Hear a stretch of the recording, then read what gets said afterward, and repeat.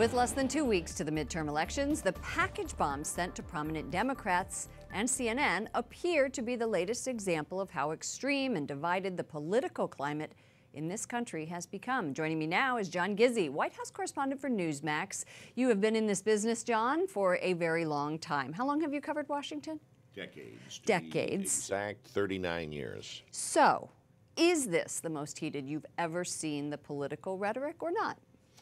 I'd have to say that the period before Ronald Reagan's election, with Americans held hostage in Iran and inflation and unemployment in double digits, was pretty heated, but it never was as personalized as the rhetoric is today. Let's talk about this tweet from President Trump this morning. A very big part of the anger, he said, we see today in our society is caused by the purposely false and inaccurate reporting of the mainstream media that I refer to as fake news. It has gotten so bad and hateful that it is beyond description. Mainstream media must clean up its act fast. What influence does the relationship between the president and the press have on political discourse?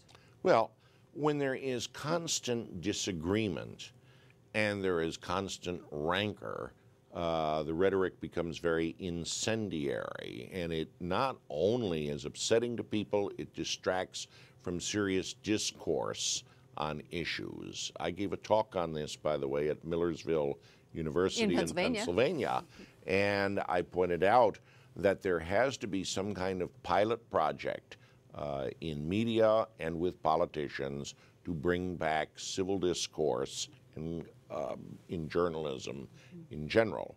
And we had a lot of questions and quite a discussion on it. I would simply say that at this particular time, it's not healthy to keep inveighing about the media, particularly after what happened to Mr. Jamal Khashoggi in Turkey.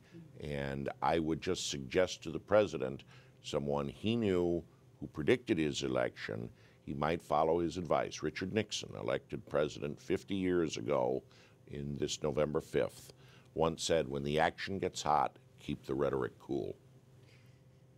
John Gizzi, White House correspondent for Newsmax. Thank you so much for joining us. Thanks for having me.